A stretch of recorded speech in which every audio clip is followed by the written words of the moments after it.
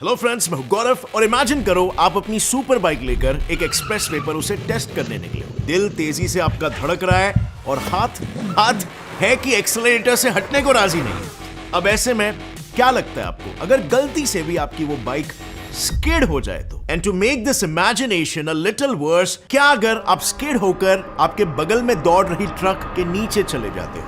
कुछ ज्यादा ही खतरनाक इमेजिनेशन हम रख रहे हैं, राइट?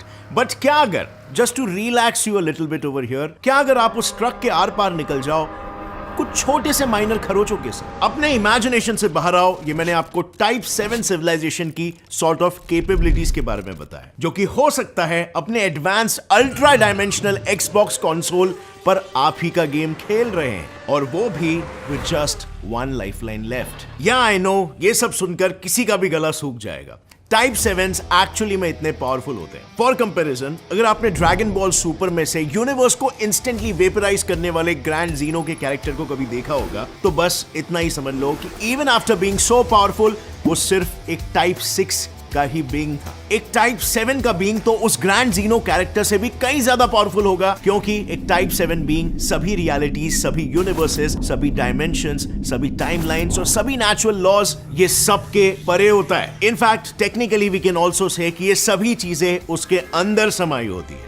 यानी अगर किसी कॉमिक कैरेक्टर से रिलेट ही करना हो अगर इसको, तो डीसी कॉमिक्स के फैंस इससे द प्रेजेंट से रिलेट कर सकते हैं, और मार्वल कॉमिक्स के fans the one above all से इसे रिलेट कर सकते हैं। अब आई नो, एक टाइप 7 के लेवल तक पहुंचना, या इवन फॉर दैट मैटर एक टाइप 6 के स्टेटस तक भी पहुंचना, हमारी इंसानी सभ्यता के लिए एक अनअचीवेबल सा माइलस्टोन लग सकता है। बट ट्रस्ट मी, ऐसा मोस्टली लोगों को तभी लगता है जब उन्हें एडवांस सिविलाइजेशंस को नापने वाली टाइप 0 टू टाइप 7 के स्केल पर अपनी खुद की पोजीशन नहीं पता होती है। और इसीलिए let's just go to year 1964। As we all know, जब सोवियत एस्ट्रोफिजिसिस्ट निकोलाई कार्डेशेव ने एडवांस सिविलाइजेशंस को क्लासिफाई करने की कोशिश की थी, तब उन्होंने सिर्फ टाइप 1, टाइप 2 और टाइप 3 ऐसी 3 कैटेगरीज बनाई थी सिविलाइजेशंस की। अब क्योंकि ये स्केल मेनली फोकस करती थी कि कोई एडवांस सिविलाइजेशन कितनी एनर्जी को कंट्रोल कर रही है, कितनी एनर्जी को यूटिलाइज कर रही है, उन्होंने इसमें हम इंसानों को टाइप 0 में प्लेस किया था। और यही वजह भी है कि उन्होंने ऐसा कहा था कि हम इंसानों को टाइप 3 स्टेटस तक पहुंचने के लिए करीब करीब एट द लीस्ट 9000 इयर्स लग जाएंगे। अब आई नो, इन टाइमलाइंस के बारे में सुन के आप और मेरे जैसे लोग तो ऐसे ही डीमोटिवेट हो जाएंगे, क्योंकि ये तो ऐसी बात हो गई कि कोई सिविलाइजेशन अभी जस्ट आग जलाना सीख रही हो और उसके सामने न्यूक्लियर रिएक्टर बनाने का गोल आ गया। बट कुछ एस्ट्रोफिजिसिस्ट्स के लिए ये भी कम नहीं था। उन्होंने कार्डेशेव स्केल में टाइप 4, टाइप 5, टाइप 6 और टाइप 7 सिविलाइजेशंस को भी ऐड कर दिया। मतलब इन शॉर्ट, आज फिनिश लाइन हमारी इमेजिनेशन के बहुत पार चली जा चुकी है, क्योंकि हम तो टाइप 1 माइलस्टोन से भी कोसों दूर है। अब भी आपको लगे कि ये गौरव क्या कह रहा है, अपने आसपास जरा देखो, इतने एडवांस गैजेट से आप घिरे हुए हो। वेल, एक्चुअली में कार्ल सेगन ने जब वॉयेजर 1 में हमारा गोल्डन रिकॉर्ड भेजा गया था, तब हमारे एनर्जी एफिशिएंसी के बेसिस पर हमारे सिविलाइजेशन को क्लासिफाई किया था उन्होंने, और उन्होंने 0.7 की रेटिंग हमें दी थी। यानी कि टाइप 1 सिविलाइजेशन भी हम अभी तक नहीं बने। एंड नाउ गेस व्हाट, उस टाइम से लेकर अभी तक हम कहां तक पहुंचे हैं? वेल, 0.72। Unbelievable, right? इसके पीछे की वजह, वेल, ये जो कार्डेशेव स्केल है ना, ये कोई लीनियर स्केल नहीं है जो स्टेडिली ग्रो करता है। ये एक्चुअली में एक लॉगरिथमिक स्केल है, जिसमें हर अगली वैल्यू पिछली वैल्यू से एक्सपोनेंशियली, या सिंपली कहूं तो मल्टीपल फोल्ड से बढ़ती है। यानी आसान भाषा में अगर समझाऊं तो आज के 0.72 से 0.73 तक अगर हमें पहुंचना है, तो हमें एटलीस्ट 26% ज्यादा एनर्जी को प्रोड्यूस करना पड़ेगा। और ये इतनी एनर्जी है जितना एक नया न्यूक्लियर पावर प्लांट प्रोड्यूस करता है, वो भी 5 साल उसके कंस्ट्रक्शन में डालने के बाद। इन शॉर्ट, अगर इस स्पेस से हम एडवांसमेंट करते हैं, तो according to the most recent estimate, हमारा टाइप 1 सिविलाइजेशन बनने का सपना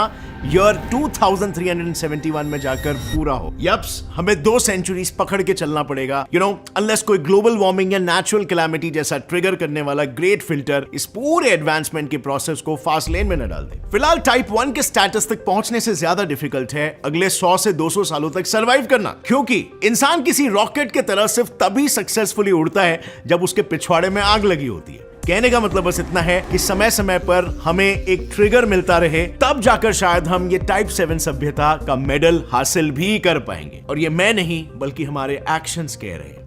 लाइक 2017 में बीबीसी की साइंस सीरीज टुमारोज वर्ल्ड में प्रोफेसर स्टीफन हॉकिंग ने हमें ये वार्न किया था। उनके अनुसार पृथ्वी का वातावरण बड़ी तेजी से बिगड़ रहा है और हमें इन्हीं 80 या 90 इयर्स में ज्यादा से ज्यादा 100 इयर्स में नए हैबिटेबल प्लैनेट्स को खोज निकालना पड़ेगा। अब क्या in long distance interplanetary missions के लिए हमारे ऑर्डिनरी फॉसिल फ्यूल्स एक आइडियल सोर्स ऑफ एनर्जी बन सकते हैं?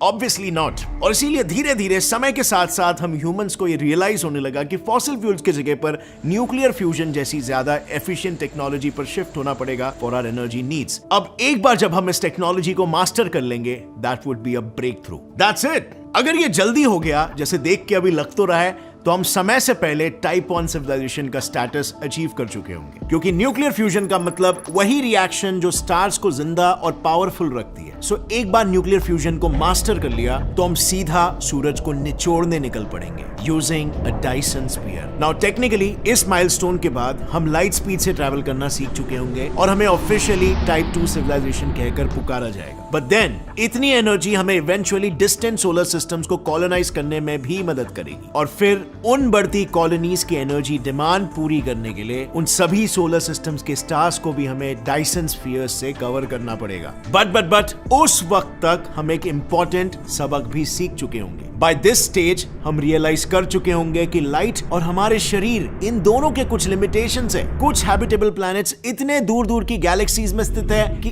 इवन विथ लाइट स्पीड हमारा शरीर अपनी पूरी लाइफ स्पैन से पहले वहां तक नहीं पहुंच सकता। And what will follow? Well, हम किसी साइबॉर्ग की तरह अपने शरीर में अपग्रेड्स करके टाइप 3 सिविलाइजेशन में तब्दील हो जाएंगे। And instead of using light speed engines, हमारी अब मेजर ओला उबर सर्विस होगी यूनिवर्स में मौजूद अनगिनत worm holes. But what if हम ये वर्म होल्स खुद बना पाए अपने लीजर और कन्वीनियंस के हिसाब से using massive amounts of energy? Well, ये वो सवाल है जो इवेंचुअली हमें एक्सटेंड करेगा कार्डाशेव स्केल के टाइप 4 सिविलाइजेशन बनने के लिए। बिकॉज़ जब हम टाइप 3 स्टेज पर होंगे, हम ये रियलाइज कर चुके होंगे कि इस ब्रह्मांड में आए दिन सुपरनोवे एक्सप्लोजन्स होते रहते हैं और उनसे निकली इमेंस एनर्जी हमें अपने खुद के वर्म होल्स क्रिएट करने की कैपेबिलिटी दे सकती है। इसका मतलब समझ रहे हो? अपने 3D यूनिवर्स को और गहराई से समझने के लिए हम अब एडवांस जेनेटिक इंजीनियरिंग कैपेबिलिटीज की मदद से ब्रह्मांड के सभी अनगिनत गैलेक्सीज में टाइप 0 ऑर्गेनिजम्स को क्रिएट करने लगेंगे। And you know why? Just to study them and do experiments on them as our lab rats.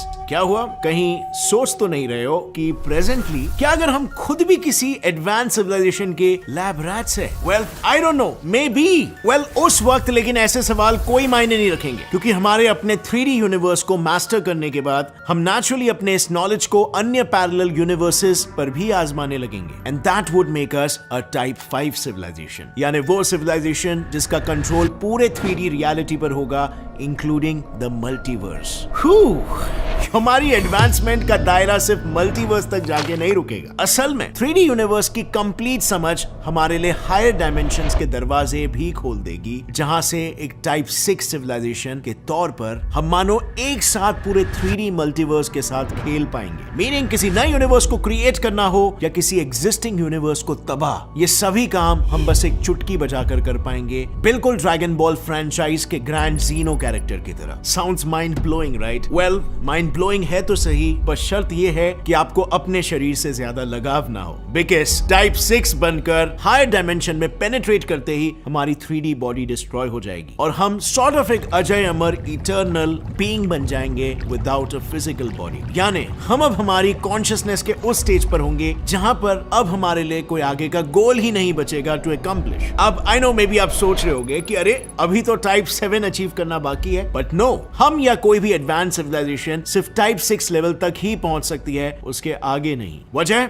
Well, वजह वही है जो मैं पहले भी बता चुका हूं। ये यूनिवर्सेस, ये नेचुरल लॉज, ये डायमेंशंस, ये सब कुछ एक टाइप 7 सिविलाइजेशन के अंदर समाया होता है। अब यही सो कॉल्ड सब कुछ एक ही साथ, एक ही समय पर, एक ही सिविलाइजेशन के सभी मेंबर्स के अंदर कैसे समाया हो सकता है, यू मे आस्क? वेल, इसीलिए कुछ एस्ट्रोफिजिसिस्ट्स ये बिलीव करते हैं कि प्रोबेबली टाइप 7 सिविलाइजेशन कोई सिविलाइजेशन नहीं बल्कि एक अकेला बीइंग हो सकता है, जिसके हम सब from type 0 to type 6 civilisations एक हिस्सा है। नाउ डज दैट मीन कि टेक्निकली हमें उन्हें भगवान बुलाना चाहिए? देखो फ्रेंड्स, अगर मुझसे पूछो तो बाय लॉजिक टाइप 4 से टाइप 6 के सभी इंडिविजुअल्स ऑलरेडी अपने अबव एवरेज कैपेबिलिटीज की वजह से गॉड्स कंसिडर किए जाने वाले, और उन सब के ऊपर रहेंगे टाइप 7 सिविलाइजेशन के beings as the gods of the gods. क्योंकि as I said earlier, type 4 तक पहुंचते ही हम टाइप 0 ऑर्गेनिजम्स को खुद क्रिएट करने की काबिलियत रखने लगेंगे। At least if not for all, but हम जैसे टाइप 0 सिविलाइजेशन के लोग तो उन टाइप 4 सिविलाइजेशन के लोगों को डेफिनेटली गॉड लेवल पर कंसिडर करना शुरू कर देंगे। बट यहां पर एक सवाल मेरे दिमाग में आ रहा है, अगर हम एक टाइप 7 बीइंग यानी कि गॉड ऑफ द गॉड्स के ही शरीर का एक हिस्सा है, तो क्या हम सब ऑलरेडी टाइप 7 सिविलाइजेशन नहीं हुए? I mean, इस पर आपका क्या विचार है? Aren't we type 7 civilization already with that logic? लिखिए अपना जवाब नीचे कमेंट सेक्शन में। और अगर इस वीडियो से आपको कुछ भी नया सीखने मिला, एक लाइक जरूर ठोकना। Gets it fly science channel को भी सब्सक्राइब कर लो और बेल नोटिफिकेशन दबाओ ताकि आगे आने वाली हमारी कोई भी वीडियो की अपडेट आप मिस ना कर सको। See you next time friends. Till then, as always, stay curious, keep learning and keep growing. जय हिंद।